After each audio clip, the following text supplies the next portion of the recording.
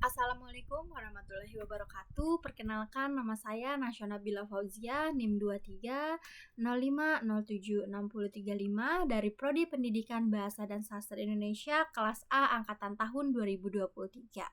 Adapun materi yang akan saya bawakan yaitu teori kajian sosiologi sastra. Jadi langsung aja kita masuk ke pembahasan yang akan saya bawakan, yaitu pertama ada pengertian, yang kedua ada asumsi dasar kajian sosiologi sastra, kemudian ada lingkup kajian sosiologi sastra, dan yang terakhir ada teknik kajian sosiologi sastra. Yang pertama ada pengertian, di mana sosiologi sastra merupakan perpaduan dari dua ilmu yang berbeda, yaitu sosiologi dan sastra. Sosiologi sendiri adalah ilmu yang mempelajari struktur sosial dan proses-proses sosial termasuk di dalam perubahan-perubahan sosial. Sedangkan sastra adalah karya yang merupakan gambaran kehidupan atau cerminan dari kehidupan nyata manusia dalam sehari-hari. Adapun hubungan pengamatan yang sama antara sosiologi dan sastra yaitu masyarakat. Tidak menjadi mudah menarik sebuah simpulan tentang definisi sosiologi dan sastra secara integral. Yang kedua ada asumsi dasar kajian sosiologi sastra. Yang pertama, karya sastra sebagai cerminan masyarakat. Jadi karya sastra itu mencerminkan kondisi sosial, budaya yang ada di dalam masyarakat itu ya. Kemudian karya itu mencerminkan realistis sosial di sekitarnya.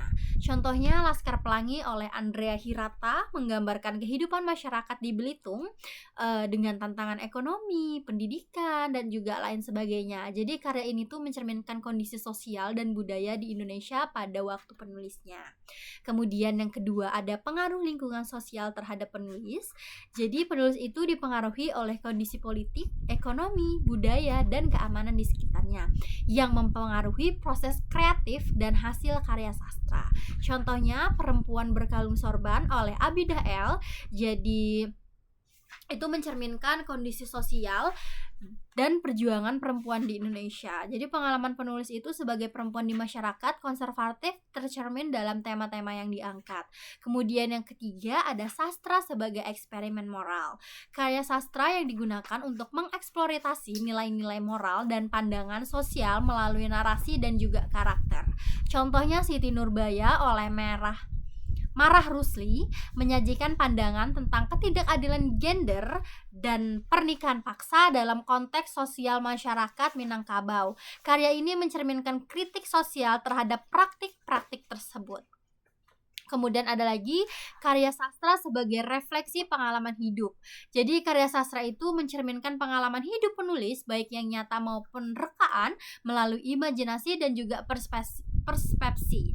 Contohnya itu kumpulan puisi Chairil Anwar yang mencerminkan pengalaman dan juga perjuangan Chairil Anwar dalam konteks kemerdekaan Indonesia dan kondisi sosial pada masa itu. Kemudian yang terakhir ada kehidupan sosial sebagai pemicu lahirnya karya sastra. Jadi karya sastra sendiri lahir sebagai respon terhadap kondisi sosial dan budaya pada waktu tertentu. Contohnya Gadis Pantai oleh N.H. Dini menggambarkan kehidupan sosial dan perjuangan perempuan di Indonesia pada masa sebelum dan sesudah kemerdekaan. Karya ini mencerminkan dinamika sosial dan budaya pada periode tersebut. Kemudian yang selanjutnya ada lingkup kajian sosiologi sastra. Di sini saya akan menjelaskan menurut pandangan teoritis. Yang pertama menurut Wellock and Warren tahun 1989, di mana mereka itu ada 3 sasaran pendekatan sosiologi sastra. Yang pertama ada sosiologi pengarang yang membicarakan latar belakang, status sosial pengarang, kemudian ada ideologi sosial pengarang, dan faktor-faktor lain tentang pengarang. Kemudian ada sosiologi sastra, yakni isi karya sastra, tujuan dan hal-hal yang tersirat dalam karya sastra itu berkaitan dengan masalah sosial. Kemudian yang terakhir ada sosiologi pembaca yang mengkaji masalah pembaca dan pengaruh sosial karya sastra bagi pembaca. Kemudian ada menurut Lawrenson dan Swingwood.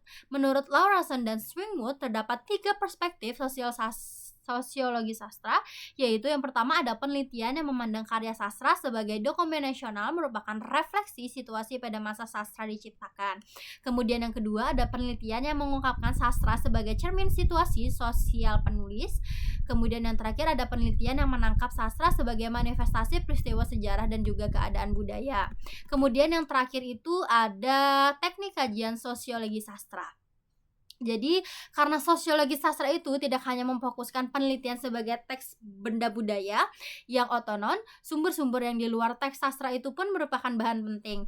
Pengetahuan mengenai sejarah, situasi sosial dan politik, perkembangan media, agama, struktur sosial, nilai-nilai dan norma-norma yang berlaku di masyarakat, proses reproduksi sastra, riwayat hidup pengarang, dan lain-lain merupakan sumber yang sangat berharga.